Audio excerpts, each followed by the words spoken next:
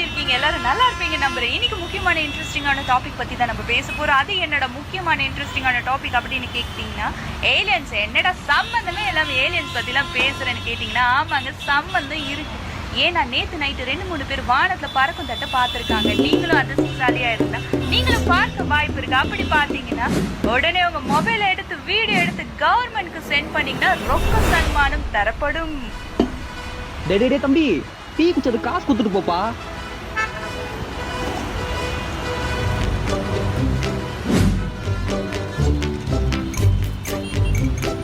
மனுஷனா பிறந்த எல்லாருமே ஏதாவது ஒரு விஷயத்து மேலே ஆர்வமாக இருப்பாங்க.